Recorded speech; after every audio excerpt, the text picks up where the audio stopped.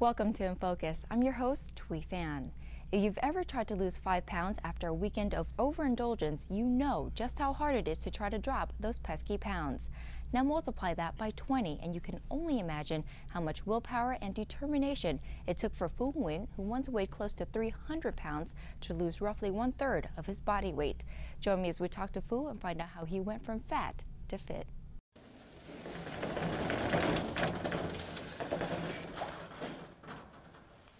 Welcome to our little gym. While most people are getting ready to call it a night, Phu Nguyen is just getting started. 3 times a week, he and several friends meet in this makeshift gym and work out. They're not trying to look good just for the summer months. Instead, they're helping each other shape up and, in Phu's case, keep the weight off. You see, just a year ago, you would never find Phu here at 10 p.m. on a weeknight working out. That's because just 1 year ago, Phu weighed close to 300 pounds, and working out like this seemed close to impossible.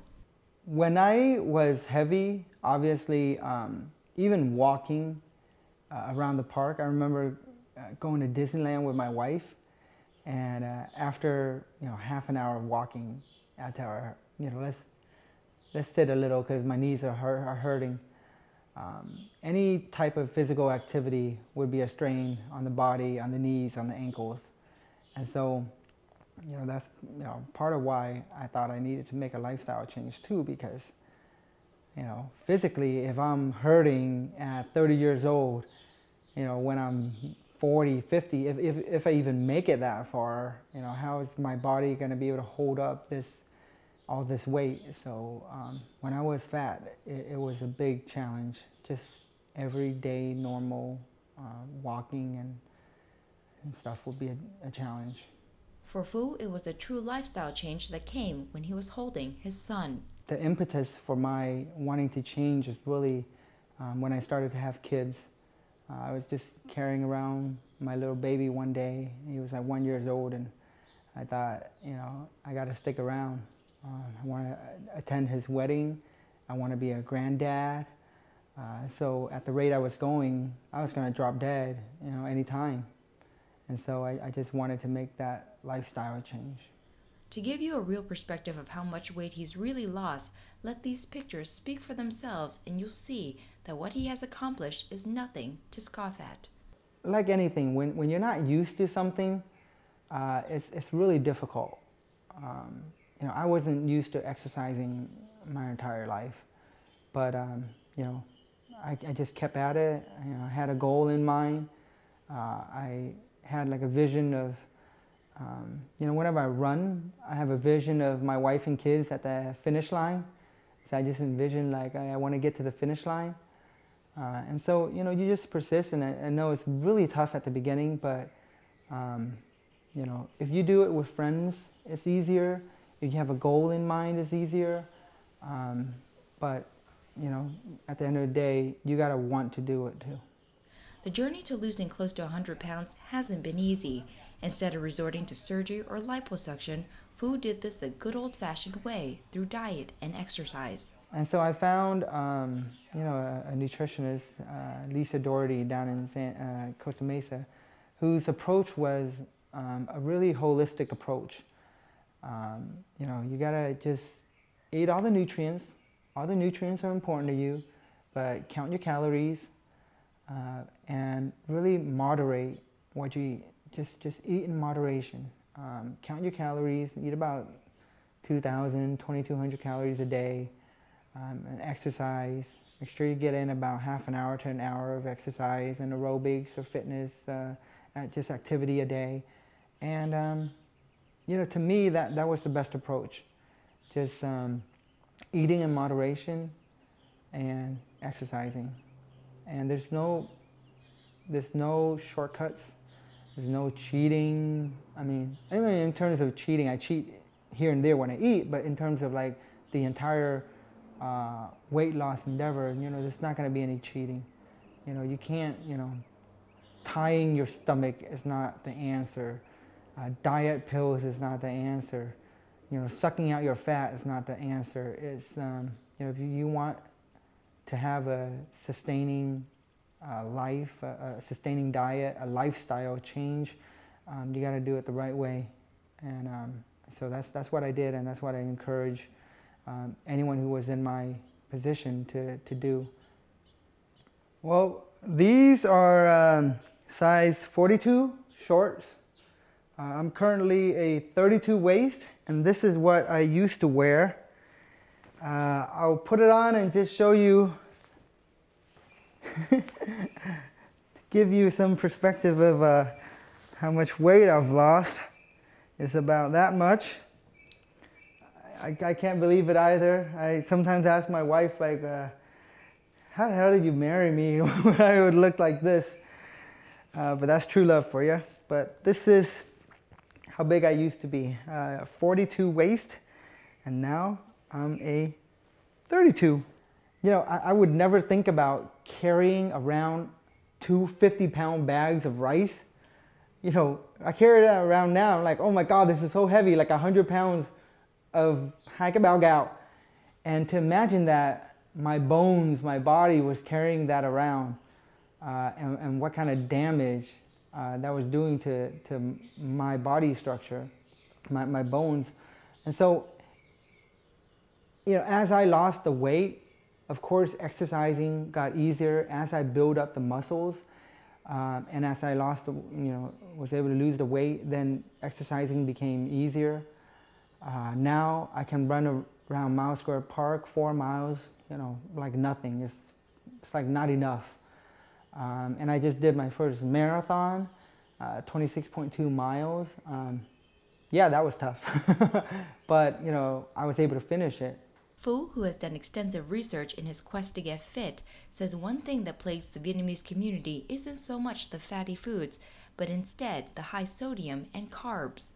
The two biggest killers in the Vietnamese community, or amongst Vietnamese people, is hypertension and diabetes.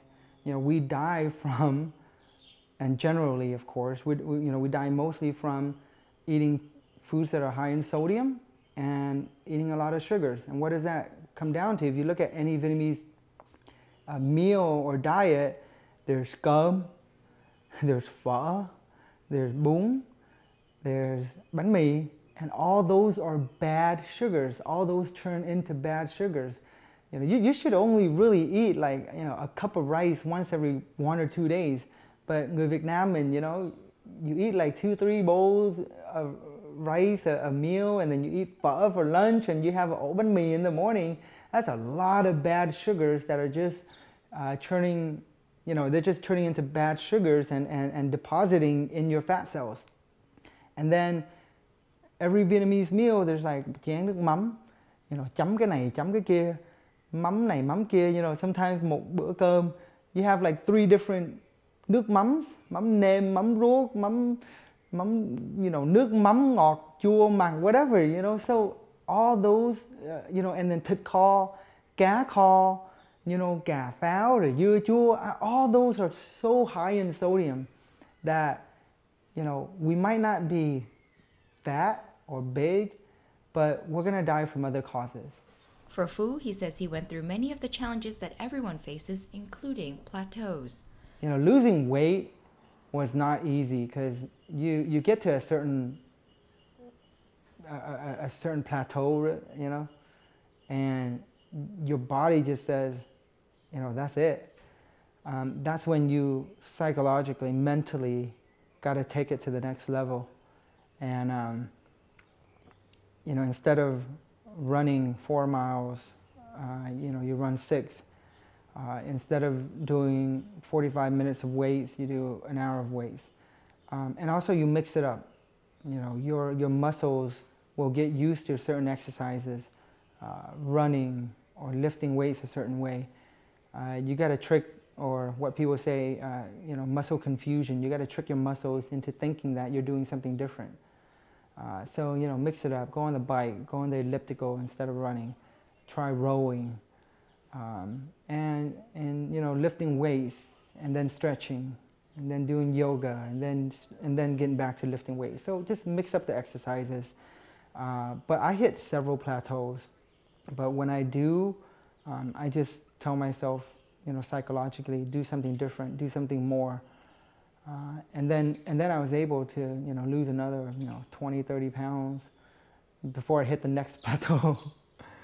And so plateaus are hard, but you can tell yourself to get through it.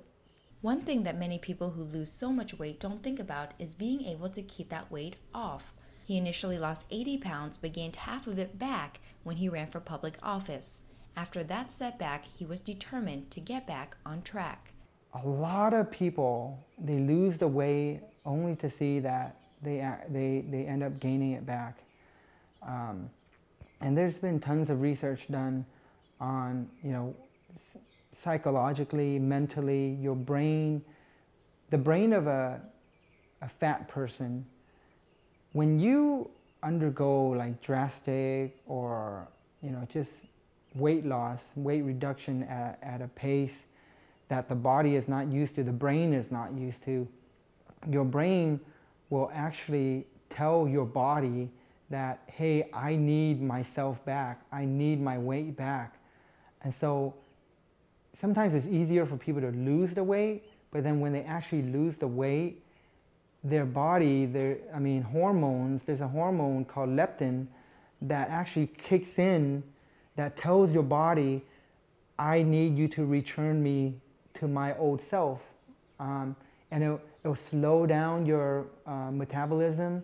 It'll actually tell your body that, you should eat more fatty foods, more foods that are high in calories to try to get the body back to that old form. And so, it's all knowledge and education too. If you know that your brain is trying to tell your body that, you just gotta, have this willpower to tell your brain and your body to not allow that to happen. But, if you start seeing yourself, go back and gain back the weight, with me, I just tell myself that, don't let this happen. Your brain is telling you to do one thing, your body wants to follow what your brain says, but it's really the willpower that you have to sustain your weight loss. Through all of this, he credits his wife and family for being the reason he made this change. I made a promise to her when we got married that I was going to die after her. And so, at the rate I was going, I was going to lose that bet. I was going to lose that promise. But now, she's extremely happy. Obviously, from someone, who was unhealthy, not fit, to someone who just did a marathon. Wife and family's been tremendously supportive and happy. Coming up after the break, Phu will show us some of his fitness secrets and how he's planning to keep the weight off. You definitely don't want to miss it. Stay with us.